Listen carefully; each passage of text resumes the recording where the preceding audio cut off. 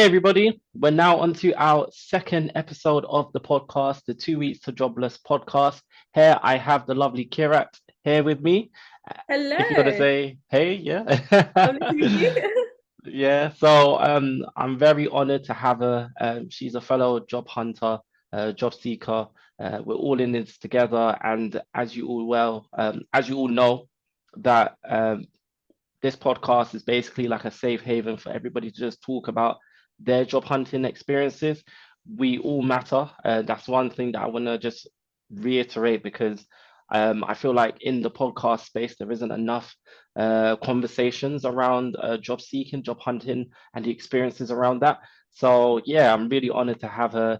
And yeah, I think she's going to have some really great advice, experiences to share with us all. Um, so yeah, do you want to just introduce yourself, Kira? Yeah, hi.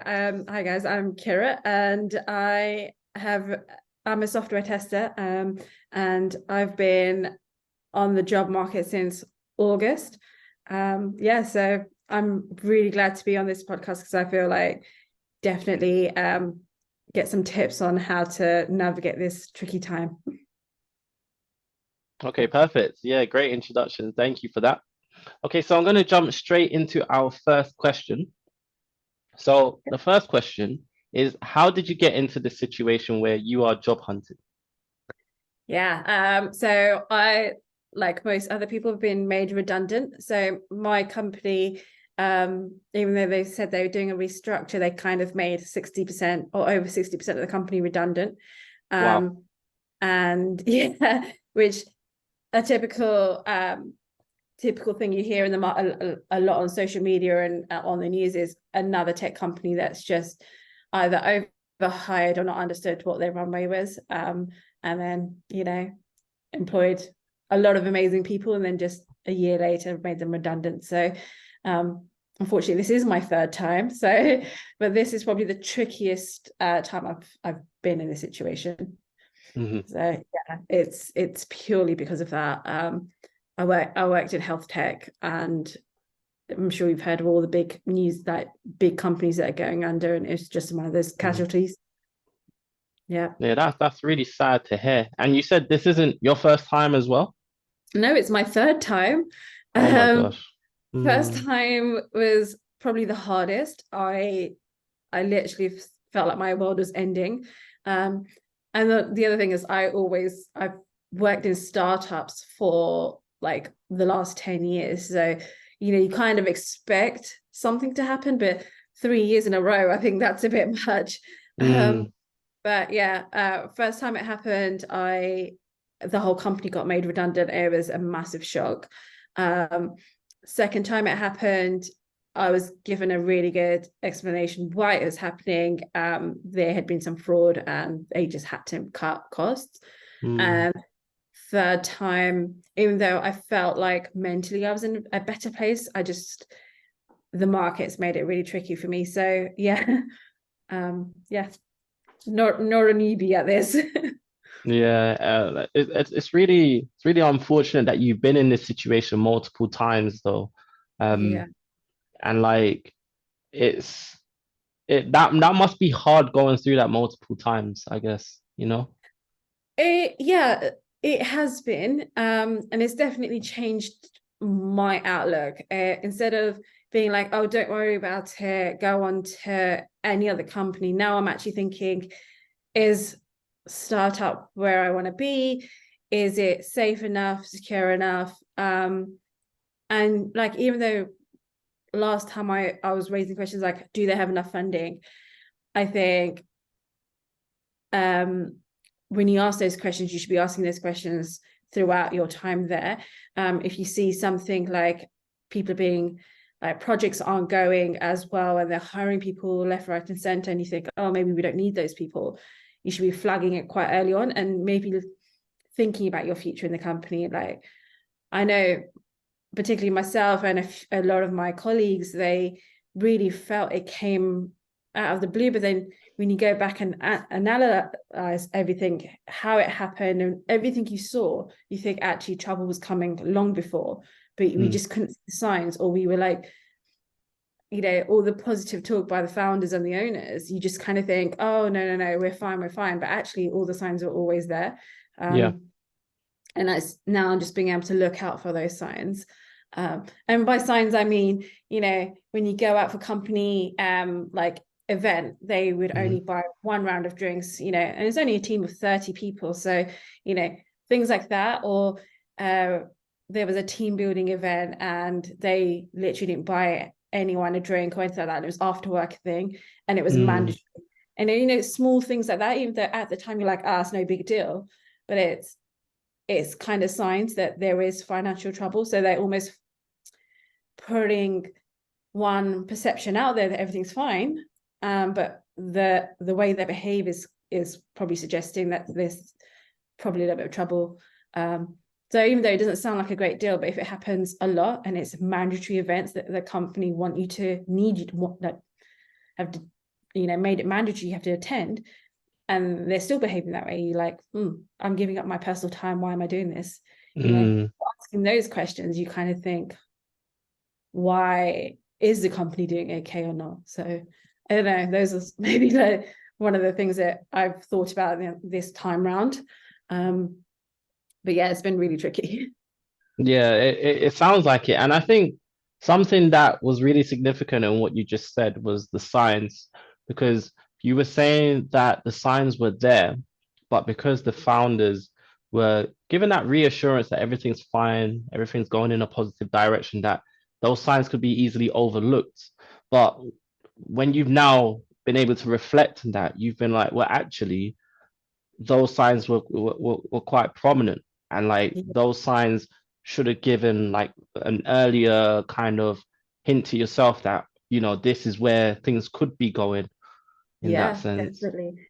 Mm. And I think like what the frustrating things, we were talking about promotions, we were talking about, how we're going to take the team and the company to the next level, literally weeks beforehand. So Mm.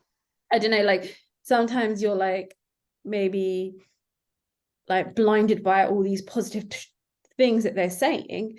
Yeah. But really a few weeks later, you're like, oh, okay, well, none of that was going to happen. That was just, sweet talking us into performing the highest we could possibly perform, but there was Mm. never ever going to be a way of saving us. So yeah, it was definitely a learning curve. And at this particular company, I definitely saw the signs, and I'm kind of not embarrassed, but I guess like I should have started looking earlier on because I did see it. I just didn't. I guess in your subconscious you're aware something's going on, but you just can't act on it. Yeah, yeah, I get you with that. Um, and I think something that I feel like I'm getting the impression from what you're saying is that there was a lack of transparency. So there was all this talk about promotions and things going well, but was there ever a transparency of, things aren't going so well and like, this is the potential direction that we could be going in? No, not at all. And what's really bad is, so I'm currently working my notice period, and I'm having to work every single day.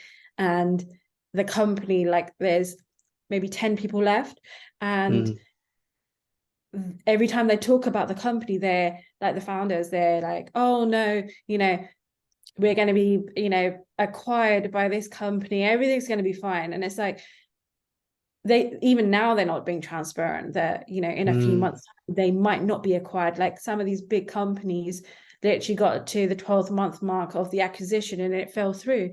And I'll have to share a post with you that one of the Playfair investor people put out there, and they were like, if you want to be acquired, you need 12 months worth of runway, Mm.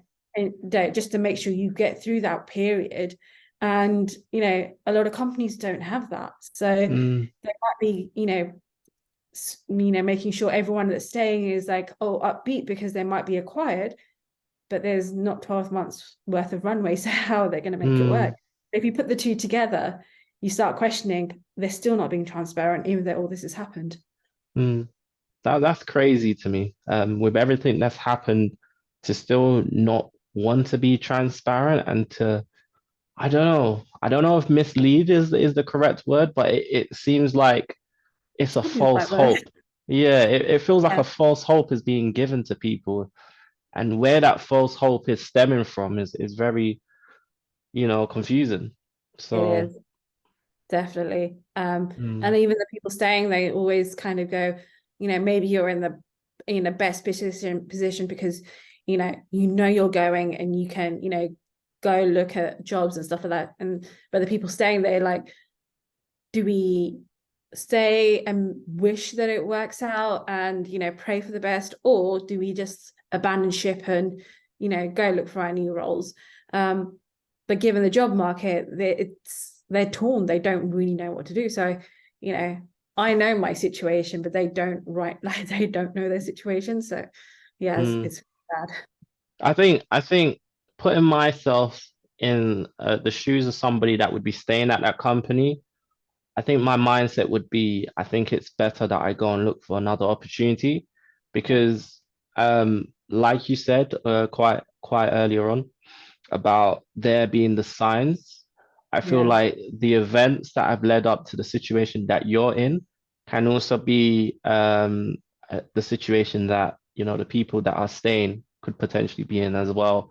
And why wait to be in that situation where you now have to start worrying, like, job hunting without a job. It's a very worrying situation to be in. So I think me being in that would, trying to place myself in their shoes, I think I would be thinking proactively. I think I need to find the next opportunity that I can have that stability because that's important to all of us, really.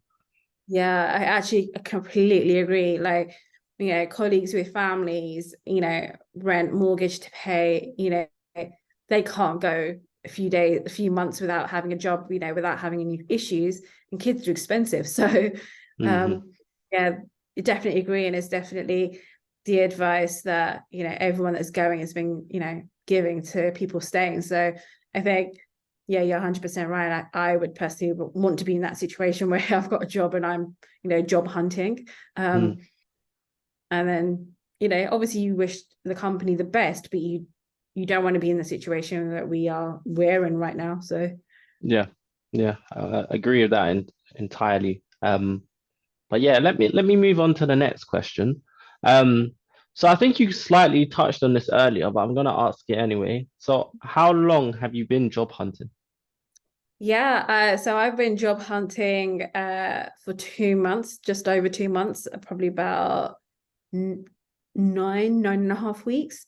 Hmm. So not very long, but it's the longest I've ever had to job hunt for. Yeah. Um, I mean, when I was first made redundant, within 3 weeks I had a new job. Hmm. Um, Second time within a day. I was very fortunate. So yeah, this has been the longest that I've been job hunting. Um, Otherwise, like, other times it's been my choice to take the time out and just take it slow. Yeah. But yeah, proactively, yeah, 9 weeks. Yeah. That makes sense. And I guess because this is your longest period job hunting, it makes it that much more scarier. Yeah, I have to say this is probably the most positive I've been, but this has been really hard for me. Like, I try and be really upbeat and positive and try and take each day as I wake up and I'm like, I can do this. Hmm. Um, but there's been times like last week where I had an absolute, like, mental breakdown because I got a rejection, and it was Hmm. just like, I don't understand. Well, I understood clearly why I got rejected. I didn't have 8 years of experience in something, you know, Yeah. and but when that tipping point where you're just like, I can't do this anymore. And I Hmm. literally just went, okay, I'm done.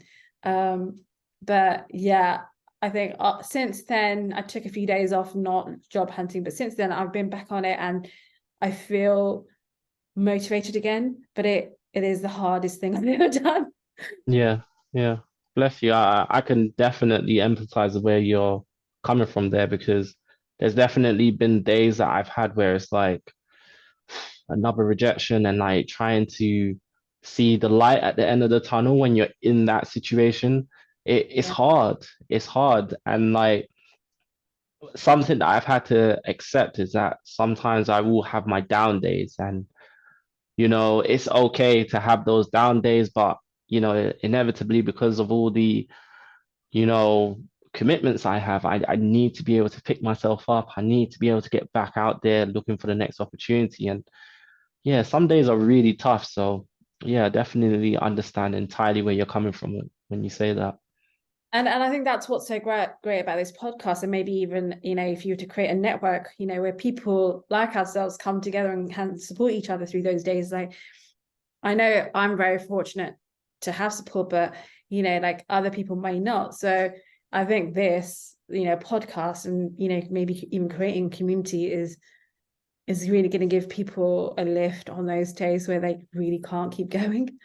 Yeah, that's great. Yeah, that's a great suggestion. Um, I definitely am pushing for the podcast, but to have a network where people can come and just talk about their experiences. I think I've come across a few already, which Okay. is great. But then like maybe me considering creating my own would be like another place, another community for people to come together and just be as transparent as possible, because we need to have that transparency. And like I feel like we have to support one another, because if we don't support one another, the companies are clearly not going to. So 100%, 100%. And I, genuinely believe like some people don't want to be involved and supporting each other. Like, for example, my company, there's a few people within the company, who once they were made redundant, they didn't want to talk to anyone within the company. So, they had to find their support elsewhere, or the network that they can talk to about these kind of things. mm. Um, but then there was a lot of us who did support each other, and it was like, maybe we can take that and build on it. But yeah, no, definitely. I mean, I'd join it, your network, if you were to create it. Thank you. Yeah, I mean, I'm definitely considering it now that you've put it forward as a suggestion, because another community for people to come together and support one another, that just sounds fantastic to me. So Yeah, definitely. um okay, so let me move on to the next question that I have here. Um So I think you briefly touched on this. I feel like you're briefly touching on the questions before I even get to ask them. Okay. But that's I'll go into completely more fine. detail. Yeah, you can go into more detail. So, have you had any supports, maybe from friends or family? Yeah. Do you know what? I am one of those very fortunate people who have, has sisters who've been absolutely incredible supporting me through this process. And, someone who, when you're having a rubbish day, it's saying it's okay, we've got this, we're in it together. And then when you're having a good day, like you've had a few interviews, someone cheerleading you. I've personally been very fortunate with my sisters, but I also have a few friends who, you know, don't like necessarily focus just on the job front, but they're there to give me the encouragement when I need it, and a hug when I need it because it's been rough, or to celebrate those small wins when you've had an interview and you felt like it's gone well, and commiserate with you when you get a rejection or you get ghosted. But yeah, no, I have been very fortunate, and my soon to be ex colleagues have also been very, very supportive as well. So yeah, I definitely feel supported. Oh, that's really nice to hear. It's great when you're going through such turbulent times and you have a support network behind you, because it just means that you have people that you can fall back on and talk to, and just confide in, which is really important. Definitely. I think like just a little, insight. I'd put this bravado face on all day for like a few weeks, and my sister sat down with me. She was just like, "You don't have to be brave all the time. You can be sad." And it almost gives you permission. It's not bad to feel your emotions. You can Yeah, feel sad, a little bit dejected. You just want to know that you're in a space, a safe space where you can feel the emotions, but also not be so down about it that you yeah. can't progress in your journey. So it's been really key for me. So Yeah, love that. Especially your sister really like, being your backbone there. Like, love that definitely, really. I'm Yeah. very fortunate. That's great. Okay, so my next question that I have for you is how fair have job application processes been? Yep. I, they're not fair. It's honestly, you go on job boards and there are hundreds and hundreds of jobs. Every week there's new jobs. But can you do an actual application? No, you have to upload a CV. When you try and connect with recruiters, they're not interested in you because you don't have one particular skill. It's almost like, so as a software tester, I'm not an experienced automation tester. And as soon as you say, no, I don't have automation, that's it, then they've lost interest. Mm, It's like, and when it's quite funny because when you're talking to companies, eventually when you get through to them, they're like, oh, it's not the end of the world, or oh, it's a nice to have, but obviously if you were to join the company, we'll upskill you and all that kind of stuff. mm, But I feel like there's two levels to it. There's jobs on the boards that are no longer active, and when you try and apply for them, you obviously send your application through, you're just another number. But eventually, you get to a point, you're like, if it's got 400 applications, applicants on this job, you're never going to get a chance. mm, So the way I felt that was quite unfair. They should just take a job down as soon as they fill their quota of applicants. Second bit, on LinkedIn, I don't know. I used to think LinkedIn was really, really great. But obviously I have made some really good connections in my network. But you just get ghosted by recruiters. You get them telling you about a job, and then when you say you're interested and give the relevant reasons why you're interested, again you get ghosted. mm, So overall, I don't think it's fair. You either have a really good relationship with the recruiter and they're always going to put you forward for a job, or you don't have that connection or relationship and they're just going to ignore you. So I mm. think both fronts, it's not been very fair, but also, sorry, a bit of a long-winded answer, but That's also okay. when when you do get an internal recruiter contact you and you have a conversation with them, they're all like, oh, this is great, whatever. But then they completely fail to give you any feedback on why you haven't proceeded to the next round.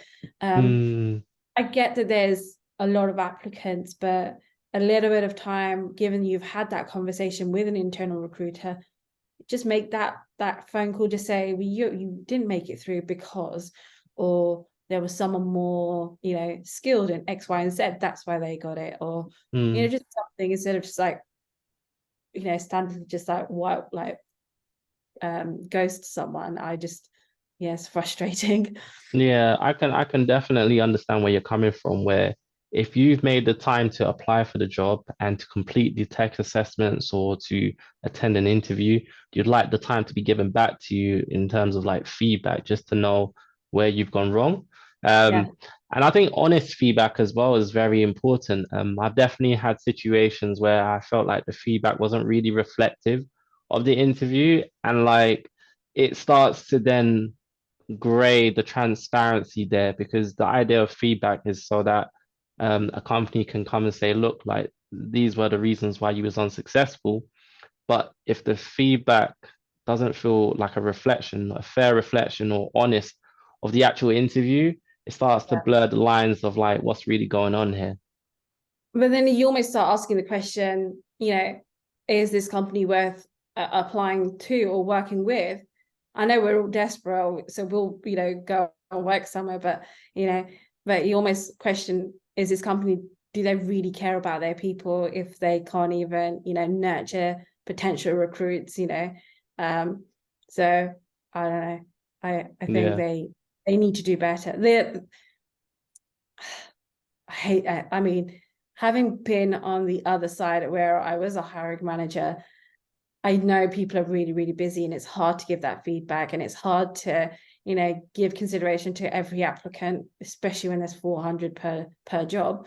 Maybe there could be like a way, if you have been interviewed for a role, that there's a courtesy of giving that kind of feedback. Yeah, 100% with you on that. It says I've only got 7 minutes left on this meeting. So what I'm gonna do, I'm gonna restart the meeting and we're gonna continue with the episode. Because we're back and you can actually see Kirat now because I messed up on both this episode and the first episode where I didn't realize it was just recording myself. But now you can see the guests, and going forward, throughout every episode, we'll be seeing the guests as well as the host. So yeah, apologies for that. And thanks to Kirat, she's actually managed to tell me like how to fix that problem anyway. So yeah, really happy about that. But okay, so I'm gonna jump straight back into the questions. So the question that I had on the back of what I asked earlier is do you have an example of either a good or bad process you had been a part of?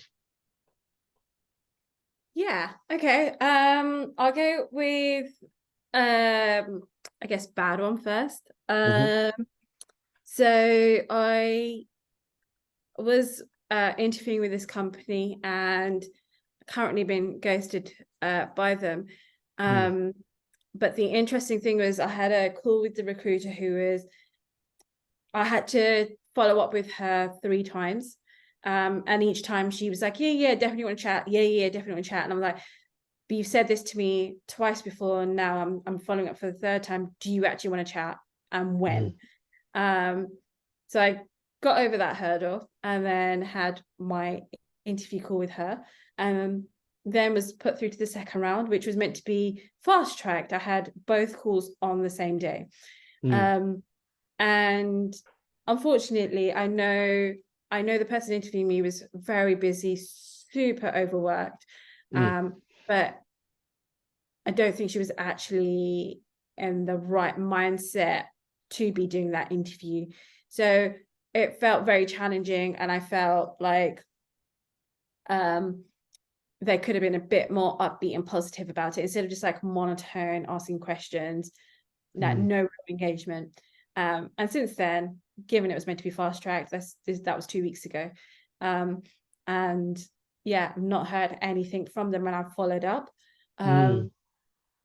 The best process I've been part of is, well, when I joined my current company, I was offered a job with them within 2 days. And it was literally got, a message on LinkedIn, had a call with the founder twice, and then had a call with the founder and the person who's going to be my manager.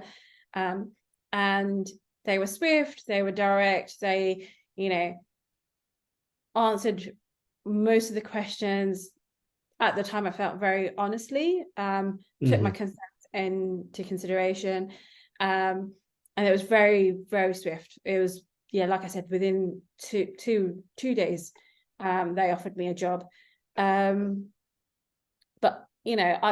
I also know that that's not always possible. I've been in lots of processes where it has been, and maybe taken a few days, maybe taken a week, but it's been well communicated. I think that's really important, the communication. Like, even if you haven't got the job, just tell me I haven't got the job. It's about, what you said before is about being transparent and making sure, everyone knows where they stand. I think that's important to me. For example, this current process I'm in, they asked for times and dates that I was available for my next stage. And even though the in-house recruiter isn't in the office today, he messaged me back today saying, look, I'm at a 2-day hackathon. I'll get back to you as soon as I can. And that's kind of the communication you need. I think, people who are looking for jobs can be very, very understanding. Yeah. but give them something to work with. You hear a lot about, recruiters getting bad mouthed, on social media or whatnot. There's a good reason for it. I Mhm. think they just need to be more considerate, especially in this market. Yeah, yeah, 100% agree with you. The market especially, I don't know if it's ever been like this, but yeah, it's truly difficult to land a role for a lot of people. So, Definitely. Like my sisters were both looking for jobs in 2018 when we had the recession, and mhm, they said, you know, it was really, really tough back then. And even though there are lots of jobs out there, like back then there weren't as many jobs. It's just the market's very polluted, mm, and it's about making sure that the few jobs that are out there are getting the right attention. yeah, But yeah, it's probably a very tricky market because tech is struggling, and usually tech saves everything. And there's that's no longer the case. mhm, So yeah, it's definitely a different, climate that we're in. I've never seen this happen. yeah, 100% with you on that. Um, You'd think this would be the case during COVID, but COVID, everything was booming. There was, so much demand for talent. yeah. Um, that it's kind of shocking that we're in this current situation that we're in. It's true. It's true. I agree with you entirely in that. But yeah, I guess like because nobody predicted this was going to happen, it was also quite hard to prepare for it to happen if you don't think this could happen, kind of thing. So, Definitely, definitely. mm, And you usually think like, oh, it's the startups and the small and the mid-sized companies that are struggling, but it's everything. Every major mhm, corporate company is struggling as well. yeah, And it's not because they don't have the money; they've just overcommitted during COVID, and now they're like, oops. yeah, Um, literally. yeah. Okay, so I'm going to move on to my next question. What is your biggest concern around job hunting? Making a rash decision. I think I mentioned it before that I would take any job, which is true. Hmm. Um, but I'm also afraid of making the wrong decision. Yeah. You know, um, I don't want to go. We've all worked in companies where it's not been fun, or it's not been as exciting or challenging as you expected it to be, or the wrong kind of challenges. Mm, And I don't mind the hard work, but I'm just now, I guess, wondering. Before, my mentality would have been go for the job that, ticks all the boxes. And now I'm thinking, oh, any job, and I can look for my longer term role while I'm in that job.